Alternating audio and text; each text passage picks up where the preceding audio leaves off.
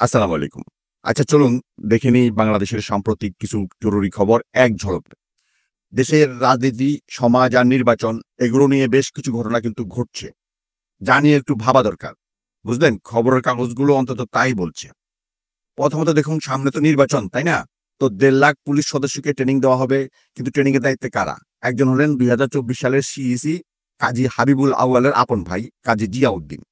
আরেকজন হলেন এসপি মাহফুজুর রহমান আল মামুন, যার নাম এর আগে গোপালগঞ্জ সিন্ডিকেটের সাথেও শোনা গেছে। তো বুঝতে পারছেন পুলিশের মধ্যেই এটা নিয়ে বেশ গুঞ্জন চলছে।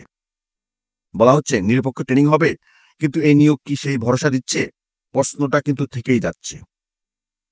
দ্বিতীয়ত রাষ্ট্র কাঠামো সংস্কারের ব্যাপারটা, বিশেষ করে সংসদের উচ্চ কক্ষ কিভাবে হবে তা নিয়ে দলগুলোর মধ্যে একদম মিলমিশ হচ্ছে না।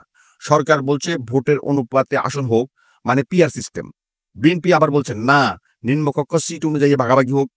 ওদিকে আবার জাতীয় নাগরিক পার্টি এনসিপি গণপরিষদ চাই, গণপরিষদ চাই, আর জামায়াত চাই গণভোট। মানে ঐক্যমতের ধারের কাছেও কেউ নেই। আর সবশেষে দেশের ভিতরে সামাজিক আর অর্থনৈতিক চাপ কিন্তু বেড়েই চলছে। দেখুন, গত বছর প্রায় ৭০,০০০ বাংলাদেশি বিদেশে শরণার্থী বা রাজনৈতিক আশ্রয় চেয়েছেন। কেন? কারণ সেই রাজনৈতিক অস্থিরতা, অর্থনৈতিক অনিশ্চয়তা, নিরাপত্তাহীনতা। আবার দেশের ভিতরেও দেখুন কি অবস্থা। রাজবাড়িতে নিজেকে ইমাম মাহাদি দাবি করা একজনের লাশ কবর থেকে তুলে পুড়িয়ে দিল উত্তেজিত জনতা। একজন মারাও গেছেন। আহত আহত ৫০-এরও বেশি। ভাবা যায়? এটা কিন্তু সমাজের ভিতর চরম অস্থিরতারই একটা নমুনা।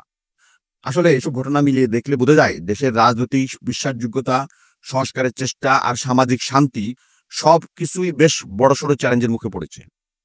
আচ্ছা, এখন আজকের সবগুলো পত্রিকা, বিবিসি বাংলায় প্রকাশিত এগুলার ডিটেইলস শুনুন। আমি এখন পরবর্তীতে ডিটেইলস দিচ্ছি। আসসালামু আলাইকুম। কেমন আছেন সবাই? খবরের সাতকাহনে আপনাদের স্বাগতম। আমি মেশকাত শরীফ। আজ আপনাদের সাথে আলোচনা করব বাংলাদেশের কয়েকটি শীর্ষস্থানীয় পত্রিকার আজকের দিনের প্রধান প্রধান খবরগুলো নিয়ে।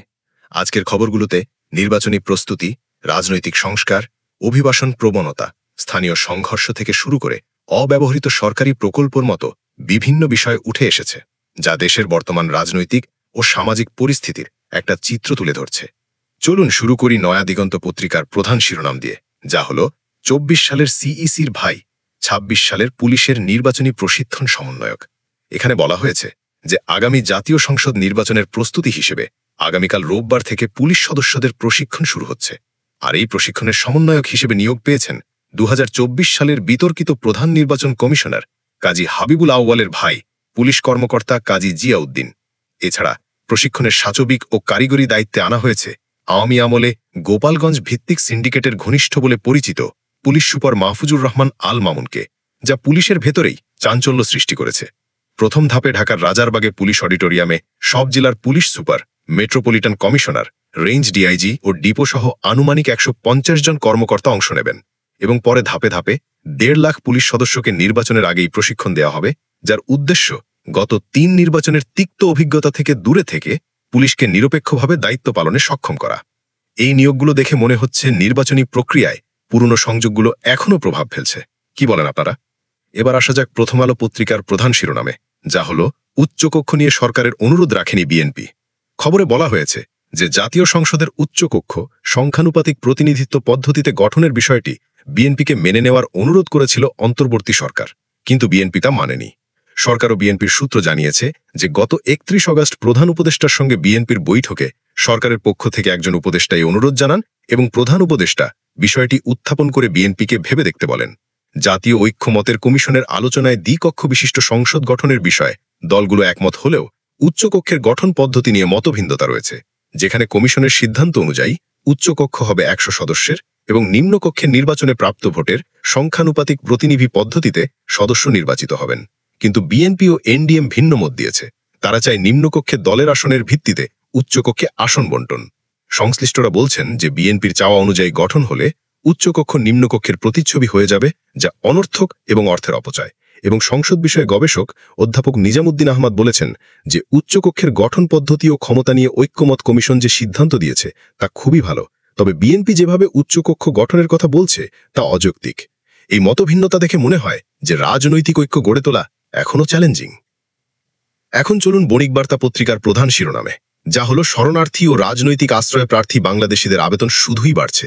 এতে বলা হয়েছে যে এই বছরের জুন পর্যন্ত যুক্তরাজ্যের রাজনৈতিক আশ্রয় চেয়ে 10টি দেশের নাগরিক সবচেয়ে বেশি আবেদন করেছেন এবং বাংলাদেশের অবস্থান পঞ্চম, যেখানে ভিসা বা বৈধভাবে বসবাসের পরিবর্তে বাংলাদেশিরা 87% রাজনৈতিক আশ্রয়ের আবেদন করেছেন এবং অধিকাংশ অবৈধ উপায়ে দেশটিতে প্রবেশ করেছেন। ইটালিতে চলতি বছরে অন্তত 16,000 বাংলাদেশির আবেদনের বিষয়ে তাৎক্ষণিক সিদ্ধান্ত দিয়েছে সরকার, আর কানাডায় 2024 সালে আশ্রয় চেয়ে 15,736টি আবেদন পড়েছে, যুক্তরাষ্ট্রে প্রায় 2,000-এর কাছাকাছি। জাতিসংঘের শরণার্থী বিষয়ক সংস্থা ও মানবাধিকার সংগঠনের তথ্য অনুযায়ী গত বছর বিশ্বের বিভিন্ন দেশে আশ্রয় চেয়ে প্রায় 70,000 বাংলাদেশে আবেদন করেছেন এবং অভিবাসন সংশ্লিষ্টরা মনে করেন যে পরিস্থিতি, অর্থনৈতিক অনিশ্চয়তা, জলবায়ু পরিবর্তনজনিত প্রভাব এবং ব্যক্তিগত নিরাপত্তাহীনতা এর পেছনে বড় কারণ। এই প্রবণতা দেখে মনে হয় যে দেশের অভ্যন্তরীণ সমস্যাগুলো আরও গভীরভাবে সমাধান করা দরকার। পরবর্তী খবরে যাই, সমকালের দ্বিতীয় প্রধান খবরে, যা হলো অভিযান আটকে দিলেন দখলদাররা। এতে বলা হয়েছে যে কক্সবাজারের বাগঘাটি নদীর জমি দখল করে আওয়ামী লীগ, বিএনপি থেকে শুরু করে বিভিন্ন রাজনৈতিক দলের প্রভাবশালীরা বহুতল ভবন তুলেছেন এবং আদালতের নির্দেশে উচ্ছেদ শুরু হলে স্থানীয় রাজনৈতিক নেতাদের স্বার্থে তা আটকে গেছে। গতকাল শুক্রবার সকালে 2 ঘণ্টা সড়ক অবরোধ করে রাখেন দখলদাররা, যদিও তার আগে 5 দিনে 63 একর নদীর জমি উদ্ধার করা হয়েছে। দখলদাররা গুজব সরিয়ে দেন যে প্রশাসন বৈধ ভারবাড়ি গুড়িয়ে দেবে, যার ফলে কয়েকশো নারী পুরুষ রাস্তায় নেমে আসেন। এতে বিমানবন্দর সড়ক বন্ধ থাকায় কয়েকজন যাত্রী ফ্লাইট ধরতে পারেননি, কয়েকটি ফ্লাইট বাতিল হয়েছে এবং 2 ঘণ্টা পর র্যাব, পুলিশ এবং সেনাবাহিনী এগিয়ে এলে পরিস্থিতি নিয়ন্ত্রণে আসে। যদিও অভিযানকে ঘিরে হিংসাত্মতায় 2টি মামলা হয়েছে। এই ঘটনা দেখে বোঝা যায় যে রাজনৈতিক প্রভাব কতটা গভীরভাবে জড়িয়ে আছে স্থানীয় সমস্যায়। এবার আজকের পত্রিকার দ্বিতীয় প্রধান শিরোনামে, যা হলো গণপরিষদে অনড় এনসিপি, জামাত চায় গণভোট। খবরে বলা হয়েছে যে জুলাই অভ্যুত্থানের নেতৃত্ব দেয়া শিক্ষার্থীদের দল জাতীয় নাগরিক পার্টি এনসিপি মনে করছে যে জুলাই সনদ বাস্তবায়নের সর্বোত্তম উপায় গণপরিষদ, এবং গণপরিষদ না হলে সনদে স্বাক্ষর করবে না। এনসিপির যুগ্ম আহ্বায়ক জাবেদ রাসিন বলেছেন যে বিতর্ক এড়াতে এবং জুলাই সনদ বাস্তবায়নের জন্য গণপরিষদ হলো সবচেয়ে ভালো উপায়। অন্যদিকে জামাত গণভোটকে প্রাধান্য দিচ্ছে এবং আজ শনিবার জাতীয় ঐক্যমত কমিশনে মতামত জমা দেবে, যখন গতকাল পর্যন্ত বিএনপি, এনসিপি সহ 27টি দল সনদ বাস্তবায়ন নিয়ে মতামত জমা দিয়েছে এবং আগামীকাল রোববার কমিশন বিশেষজ্ঞদের সাথে বৈঠক করবে। এই মতভিন্নতা দেখে মনে হয় যে সনদ বাস্তবায়নের পথে আরও আলোচনা দরকার। পরের খবর ইংরেজি দৈনিক দ্য ডেইলি স্টারের প্রধান শিরোনাম, যা হলো EC denied power to appointed secretary and key officials. এতে বলা হয়েছে যে নির্বাচন কমিশনের ক্ষমতা শক্তিশালী করা এবং জনবল নিয়োগের জন্য ইলেকশন সার্ভিস কমিশন গঠনের প্রস্তাব প্রত্যাখ্যান করেছে মন্ত্রিপরিষদ বিভাগ, যা আগামী নির্বাচনের আগে ইসির স্বায়ত্তশাসন প্রতিষ্ঠায় অন্তর্বর্তী সরকারের প্রচেষ্টাকে ছোট করে দেখে বলে মনে করছেন বিশেষজ্ঞরা। সম্প্রতি আইন মন্ত্রণালয়ের মাধ্যমে নির্বাচন কমিশন সচিবালয়ের সংশোধনী অধ্যাদেশ 2025-এর খসড়া পাঠায় ইসি, যাতে নতুন সার্ভিস চালু করে প্রশাসনিক স্বাতন্ত্র্য নিশ্চিত করার কথা বলা হয়েছে। এই সিদ্ধান্ত দেখে নির্বাচনী সংস্কারের পথে আরও বাধা মনে হচ্ছে। এবার মানবজমিন পত্রিকার প্রধান শিরোনামে, যা হলো রাজবাড়িতে কবর থেকে লাশ তুলে পুড়িয়ে দিল তৌহিদি জনতা। খবরে বলা হয়েছে যে রাজবাড়ির গোয়ালন্দে নিজেকে ইমাম মাহদি দাবি করা নুরুল হক ওরফে নুরাল পাগলার মুরদ্দেহ গতকাল শুক্রবার জুমার নামাজের পর কবর থেকে তুলে পোড়ানো হয়েছে ইমান আকিদা রক্ষা কমিটির লোকজন দিয়ে, এবং তারা দরবার শরীফে হামলা করেছে, যাতে ভাঙচুর ও অগ্নিসংযোগ ঘটেছে। ইউএনওর গাড়ি, পুলিশের 2টি গাড়ি ভাঙচুর হয়েছে এবং সংঘর্ষে দরবারের এক অনুসারী নিহত এবং 50 জনের বেশি আহত হয়েছেন। স্থানীয়রা জানান যে নুরুল হক 80-র দশকের মাঝামাঝি নিজেকে ইমাম মাহদি বলে দাবি করেছিলেন, চাপের মুখে এলাকা ছেড়েছিলেন, কিন্তু পরে ফিরে এসে ভক্ত অনুসারী গড়ে তুলেছিলেন। এই ধর্মীয় সংঘর্ষ দেখে উদ্বেগজনক লাগছে। পরবর্তীতে কালের কণ্ঠ পত্রিকার প্রধান শিরোনাম, যা হলো জাপা অফিসে আবার আগুন। এতে বলা হয়েছে যে ঢাকার কাকরাইলে জাতীয় পার্টির কেন্দ্রীয় কার্যালয়ে আবার হামলা, ভাঙচুর ও অগ্নিসংযোগ হয়েছে, যার জন্য গণ অধিকার পরিষদকে দায়ী করেছে জাতীয় পার্টি, যদিও গণ অধিকার পরিষদ অস্বীকার করেছে। গতকাল সন্ধ্যায় এই ঘটনা ঘটে যখন বিকেলে শাহবাগে 14 দল নিষিদ্ধের দাবিতে সমাবেশ করে গণ অধিকার পরিষদ, এবং কর্মসূচি শেষে মিছিল নিয়ে যাওয়ার সময় পুলিশের ব্যারিকেড ভেঙে কিছু লোক জাতীয় পার্টির কার্যালয়ে হামলা করে, যাতে ভবনের উল্লেখযোগ্য অংশ ক্ষতিগ্রস্ত হয়। এর আগে 29 আগস্ট সন্ধ্যায়ও সংঘর্ষে জড়ান 2 দলের নেতাকর্মীরা, এবং সেদিন গণ অধিকার পরিষদের প্রেসিডেন্ট নুরুল হক নূর গুরুতর আহত হন।